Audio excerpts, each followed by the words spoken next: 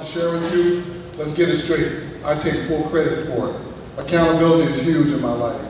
I didn't come from I didn't know my dad's story, or I come from the hood. No, that ain't what you're getting ready to hear. Boy, I was a pretty good football player in my day, and it's kind of like when you play football, and I'll get you all the little things you think you gotta have. Deal. When I'm about 16, they give you this little thing called a driver's license. And at 16, when I got my driver's license, I became a genius. I don't know. I made the football team in high school and got a brand new car. Life couldn't have got no better. There was only one problem first game. There was a guy played a position called linebacker. I think now, when I look back on it, I think they needed anger management. I mean, it went something like this. I hope you brought lunch. It's going to be like that all night. And I'm laying on the ground looking up at him like, man, why are you so angry? Then it dawned on me, he's trying to intimidate. Bam, 80 yards, touchdown. And that guy was chasing for 60 of those yards. And when he got to the 20, he put his head down like this and started pouting. So I ran out of the end zone, ran up to him, I go, hey man, I owe you an apology. He goes, for what? I said, because you're right. It's going to be like that all night long. So, not that I was all that good, but just for my health, I ran. And I ran. And I ran. I ran so hard and so scared that I led the state of Texas in rushing. And I had football scholarships all over the country. Ready to sign with Oklahoma, and the doorbell rings. I go over to the door and I open the door, and there was this tall red-haired gentleman standing there, and he says, hi, are you Ricky? I said, well, yes, I am. He said, I'm Tom Osborne. I'm the head coach in Nebraska, and I'm here to offer you a full scholarship. Sir, I really appreciate you coming down here from Alaska. But I believe it snows up there, and I won't be able to attend your university. Have a safe trip. See you later. And I went next to her at the door. I said, Mama, don't even worry about it. Some tall red-haired man from Alaska. I had already sent him on his way. And my mother runs to the door and opens the door, and lo and behold, Coach Osborne still standing there. My mother comes around the corner, she said, baby, before we make the final decision, let's hear what the coach from Nebraska has to say.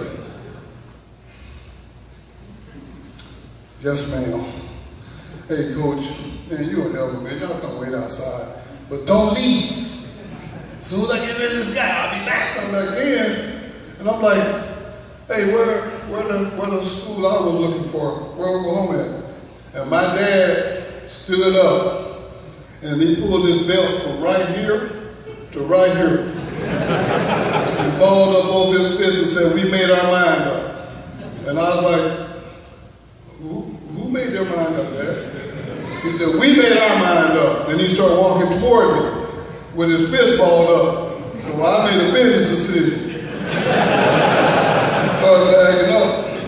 And when I ran out of real estate, and my back was against the wall, and he was about right there, and he wasn't smiling, and I said, well, where are we going, Dad? He said, we're going to Nebraska. I said, okay. So that's how I ended up in Nebraska. When I saw this much snow, I panicked. And I made a beeline back to my room. And when I got to my room, I was out of breath and I was scared. And called over Nebraska football, may I help you? And I don't know why I was whispering, but I was like, hey, y'all cancel practice today? And the lady caught my voice. She says, is this Ricky? I said, yes, ma'am, but it's snowing outside. And where I'm from, we don't go outside in the snow. She said, Ricky, you'll be here at 1 o'clock like everybody else. Get your ankles taped, your team meetings at 2 and be on the field at 3. Have a nice day, Ricky. And hung up. At that point, I did what most full scholarship stud athletes do. I started crying. I ain't talking about the second thing stud athletes do on full scholarship. Mom, my rookie season, the genius in me stood up again, and peer pressure got to me. A lot of my teammates were doing things that I wasn't familiar with, but I didn't want to be odd man out, so I tried it. And I ended up getting hooked on a drug called cocaine. And I basically had a cocaine habit all my rookie year, all my second year. Then the league folded, and I got picked up by the Falcons. And when I got to Atlanta, 2 days before my first game with the Falcons, cocaine convinced me that football was getting in the way of my using. So I went into the Atlanta Falcons head coach's office and I retired from the NFL to be a full-time drug addict. Over the course of the next 20 years, I basically went from NFL to prison 4 times. I went to 10 drug treatment centers, graduated 9 of them. By the time I was in prison the last time, I had just about lost everything. If you're having some problems, you know what? Don't be ashamed of it. Deal with it. Deal with it head on. Nobody's going to look down on you for that. The last thing I want to do, I want to give this tribute to Coach Osborne. And I want you guys, I'm watching the clock. I'm like, come on, Coach. He's making his mind up. It was like this. Coach Osborne tell me the play. I run into the huddle. I tell Turner Gill, who's my quarterback, and Ricky, tell Turner, I write 51 fake, wing back, reverse left, wing back motion, I back flat protect. And Ricky, if the monster fire, tell Turner to check 49 pitch. Get in there. Got it? Coach said, all right, 51 fake, wing back, reverse left, wing back motion, I back flat protect. And he said, that monster fire, man, check 49 pitch. 10, 9, 8. Hey, man, how do you remember all that stuff? All right, Mike, we got like 5 seconds. Can we maybe talk about this later? Okay. God is good. Thank y'all for your time.